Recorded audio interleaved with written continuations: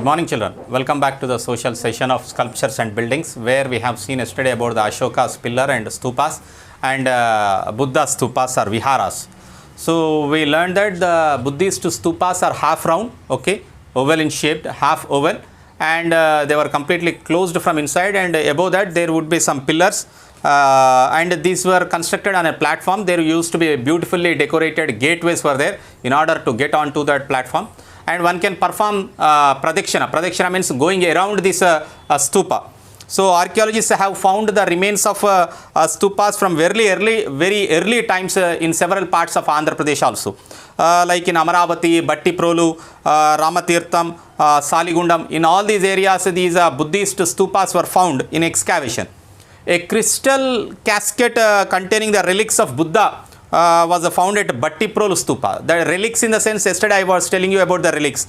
Relics means the remains of the Buddha's body, like hair, nails, or even the teeth, bones, those are called as relics. So in a casket, in a basket, okay, they have found these relics of Buddha. And as I told you, in the textbook you can find the Sanchi stupa, which is located in Madhya Pradesh, and even a Buddhist stupa can be found at Nelakondapalli in Khammam district, and you can identify that it is like a slated bricks, stacked bricks, like a brick kiln is observed. So it looks like that.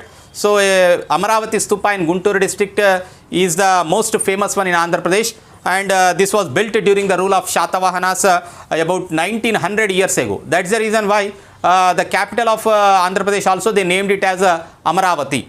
So this Amaravati stupa was actually found by the archaeologists, which dated some 1900 years ago, which was built during the period of Shatavahanas. And the sculpture panel on this stupa depicting the stupa, you can see that flying figures on the top. So these are supposed to be the gods from the heaven who came to worship the Buddha. And at the bottom you can also see, if you look at that stupa, Amaravati stupa picture in the textbook, you can understand that at the bottom you can see some men and women bowing down and worshipping, whereas some are flying. Those are the gods from the heavens. And you can also see 4 lions on the gateway. What do you think they signify? The 4 lions on the 4 directions, what do they signify? Today the Amaravati stupa is just a mound of rubble. For most of us it's a mound of rubble. All that we can do is to imagine how great is this stupa was in the past.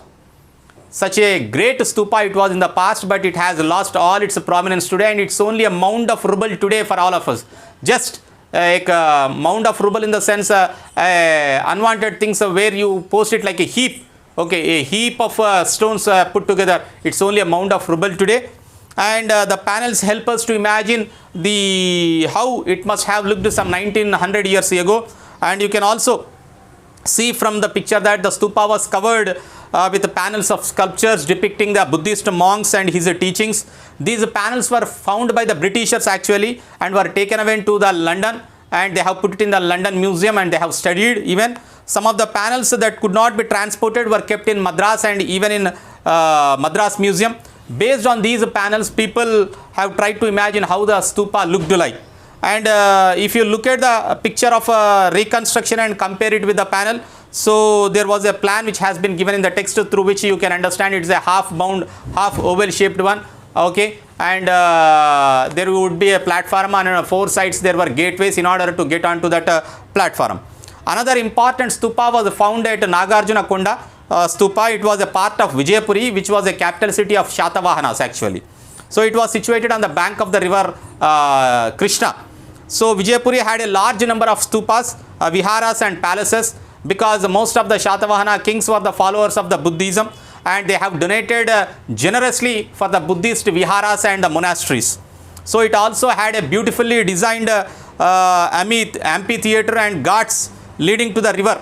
So unfortunately today the entire city lies under the water, because we have constructed the Nagarjuna Sagar project, and in the backwater this all Vijayapuri city and this all amphitheater and Nagarjuna Konda lies. If you wanted to visit to this Nagarjuna Konda, one have to travel in the boat to the Nagarjuna Konda. It is submerged in the Nagarjuna Sagar dam.